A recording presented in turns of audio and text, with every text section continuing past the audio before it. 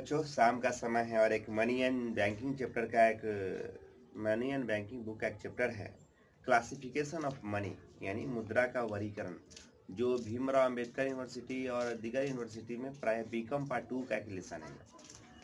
तो आइए इसके बारे में कुछ बात करते हैं। क्लासिफिकेशन ऑफ मनी के बारे में हम लोग जानते हैं कि जब दुनिया शुरू हुई थी उस वक्त कोई मनी नहीं था, कोई बार्टर सिस्टम यानी वस्तु विनिमय प्रणाली भी नहीं थी।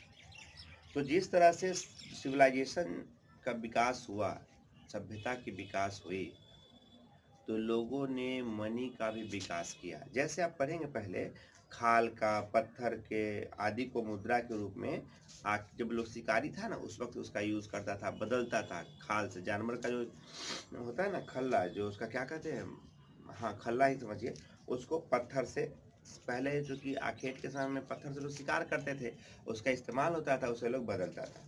सबसे अधिक प्रचलित रूप में जब मनी का सबसे ज्यादा वैल्यू कब हुआ, जब मनी सोना और चांदी का रूप लिया था। आपको याद होगा कि इंडिया में भी सोने के सिक्के चलते थे, नहीं? आज सोना ज़्यादा महंगा हो गया, वर्तमान में 62,000 भरी है, तो उतना महंगा हो जाने के कारण वो प्रचलन से यूज से बाहर हो गया। वरना आज भी सोने का सिक्का चलता। चांदी का सिक्का राजा महाराजा के समय में था, वो क्या करता था, छपाने के बाद अपना पिक्चर लगवाता था, या किसी देवी देवता का या किसी और चीज़ का फोटो लगवा के अपना सिक्का बनवाता था, ताकि उसकी सत्ता अगर चली भी जाए तो लोग उसको याद कर सके। नहीं, आज हम लोग विक्टोरिया का सिल्वर कॉइन देखते हैं ना, यही कारण था। तो क्लासिफिकेशन में क्या हुआ कि पेपर मनी हुआ और क्वाइन मनी हुआ। पेपर मनी जानते हैं ना, पेपर मनी कागज के पैसे। तो भारत में पेपर मनी है। तो पेपर मनी एक तो वास्तविक मुद्रा के हिसाब से मुद्रा पेपर मनी है and the money of the account है।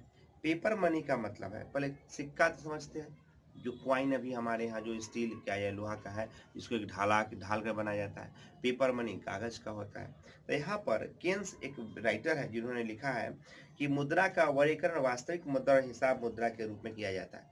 वास्तविक मुद्रा कौन है, जिससे आप किसी का हिसाब चुका सकते हैं। याद कर लीजिए, इंडिया में जो वास्तविक मुद्रा है वही हिसाब की मुद्रा है, जिसको हम लोग रुपया कहते हैं, रुपीज कहते हैं। जो मनी है ना, कौन मनी, जो किसी की पेमेंट की मनी है, जब हम पेमेंट करते हैं तो रुपया में ही पेमेंट करते हैं। हमारी एक कंट्री है जिसका नाम है जर्मनी, वहाँ 1923 में 1923 में मुद्रा जो थी मार्क थी, किंतु हिसाब इंटरनेशनल पैमाने में होता था, वो डॉलर या फ्रैंक में था। याद कीजिए, अभी इंडिया में हम लोग पेट्रोल लेने के लिए फिर से अमेरिका पे आश्रित हो गए हैं, मगर जब तक दूसरे देश से, अमेरिका के अलावा दूसरे से लेते थे, तो वो हमारा मुद्रा पेमेंट में, मेरा रुपया में मेरा पेमेंट वो एक्सेप्ट कर लेता था। मगर अभी क्या हुआ कि पेमेंट वो रुपया में एक्सेप्ट नहीं करता है, बल्कि हमको डॉलर में देना पड़ता, डॉलर में देना पड़ता। तो वो हिसाब की मुद्रा अलग हो गई। और हम सेम कंट्री में, इंडिया में, रुपया में ही सारा ट्रांजेक्शन होता है। अगर कोई विदेशी भी मेरे आता है, डॉलर में हिसाब करता है, तो मॉनेटरी में पेमेंट करता है, मनी में। चलिए आगे देखते हैं, commodity money and bank money. चलिए, कॉमोडिटी मनी समझते हैं, जो मात्रा के रूप में काउंट किया जाता हो, और बैंक मनी ड्राफ्ट, चेक, हुंडी वगैरह। तो कहता है कि वस्तु मुद्रा जिसका वर्णन पूर्व में किया जा चुका है, कोई वस्तु होती है जो न केवल स्वयं उपयोगी तथा मूल्यवान होती है, बल्कि अन्य वस्तुओं के लिए विनिमय का माध्यम भी होता है। मूल्यवान का मतलब होता है वैल्यूबल थिंग्स, यानी वैल्यू। आज भी अगर किसी को कोई आदमी तांबा का बर्तन दे या चांदी का बर्तन दे, चांदी का सिक्का दे, कॉइन्स दे, तो हम लोग उसको मॉनेटरी वैल्यू में एक्सेप्ट कर लेते हैं, ले लेता है। नहीं, जैसे आज कोई आपको चांदी का सिक्का दे, तो मान लीजिए एक दो आदमी नहीं ले, कुछ ना कुछ आदमी ले लेगा कम्युनिटी में। लॉर्ड केन्स के अनुसार वह मुद्रा किसी स्वतंत्र रूप में उपलब्ध वस्तु से बनी हुई इकाई है, जिसे मुद्रा का कार्य करने के लिए चुना गया हो। मगर यही केन्स के बगल में देखिएगा तो ये भी डिफिनेशन दिया था कि मुद्रा वो है जो मुद्रा का काम करे, मनी दैट वर्क मनी। मतलब यहाँ बहुत शॉर्टेज डिफिनेशन है ये, और बहुत अच्छा डिफिनेशन है।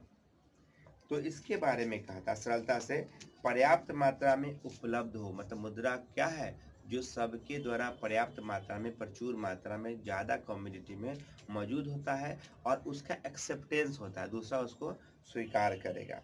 देखिए, जब हम लोग ट्रांजेक्शन चालू किए थे, लेन देन चालू किए थे, शुरू में अनाज, खाल, मोती, कौड़ी आदि के कौड़ी होता है, जो आप लोग देखिएगा छोटी छोटी कौड़ी होता है, उससे भी ट्रांजेक्शन हुआ करता था, मुद्रा उपयोग किया जाता था। परंतु बाद में स्वर्ण, चांदी, तांबा आदि की वस्तु प्रयोग में आई हुई थी। वस्तु मुद्रा पूर्णकाय मुद्रा होती थी।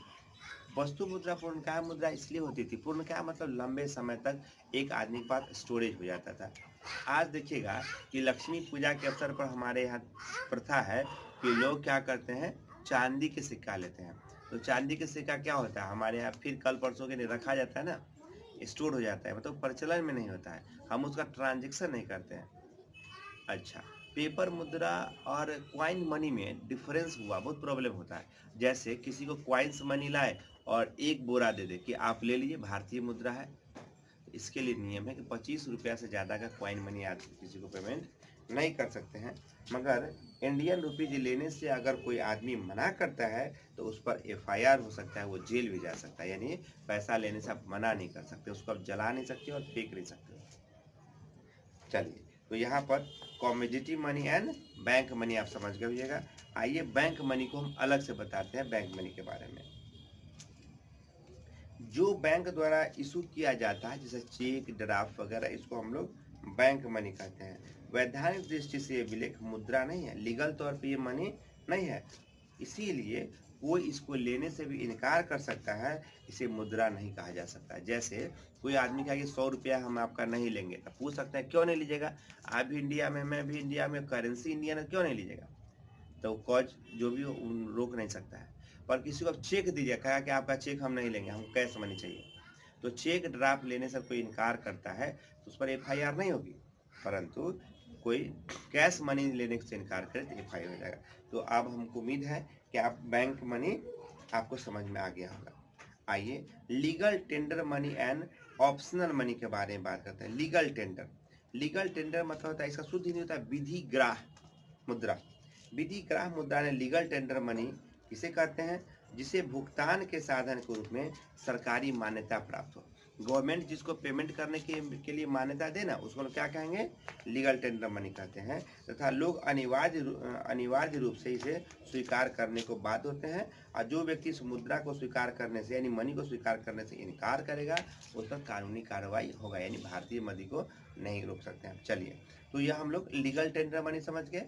आपके पास 10 रुपया, 100 रुपया, 5,000 जो भी हो, 5,000 का नोट तो नहीं, मोदी जी ने 2,000 का नोट निकाला है, 10,000 का कहीं निकाल दे तो वो लीगल टेंडर होगा। चूंकि इसको भारत लिखता है ना, मैं धारक को 100 रुपया देने का वचन देता हूँ, नहीं, RBI का गवर्नर उस पर अपना साइन करते हैं, और 1 रुपये के नोट पे वित्त मंत्रालय का सिग्नेचर रहता है, नहीं, भारत सरकार जारी करती है। तो चलिए, तो लीगल टेंडर समझ गए। आगे होता है लिमिटेड लीगल टेंडर मनी।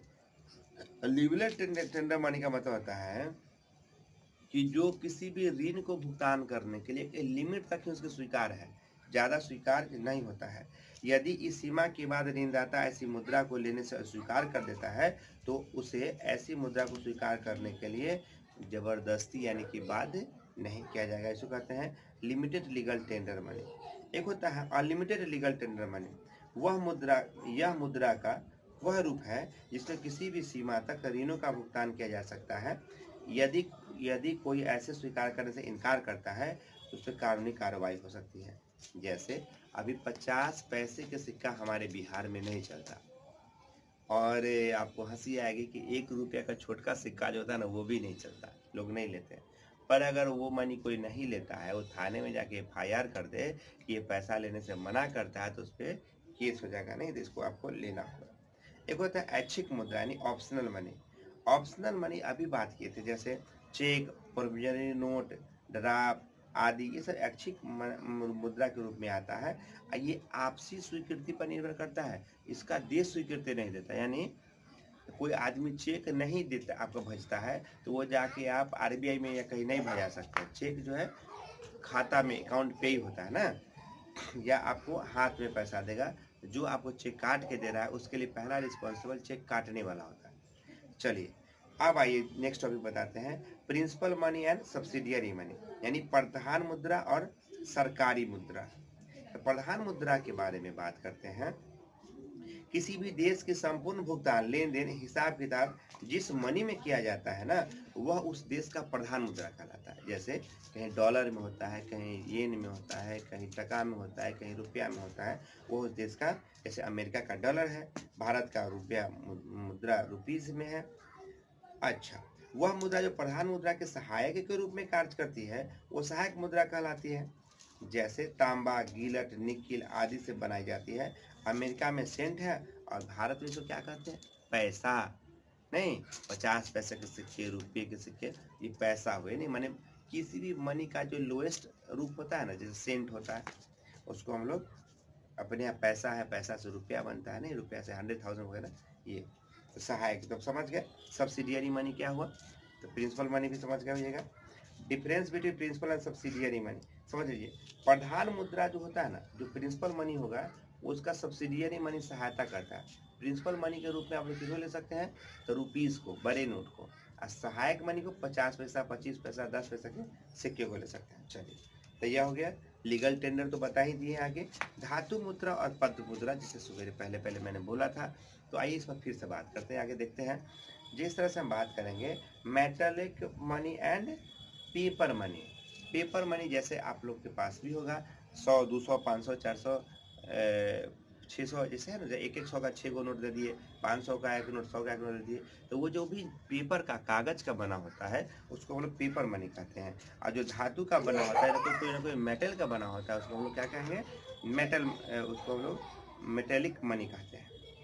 तो यह चैप्टर आज इसलिए मैं पढ़ा रहा हूँ कि इसके बाद जो है मॉनेटरी सिस्टम आएगा, यानी मनी पर जो क्वेश्चन आएगा। जैसे आप बीकॉम पार्ट 2 का किसी भी यूनिवर्सिटी का क्वेश्चन उठा के देखिएगा, पूछेगा कि धातु मुद्रा से आप क्या समझते हैं, इसके दोष को बताइए।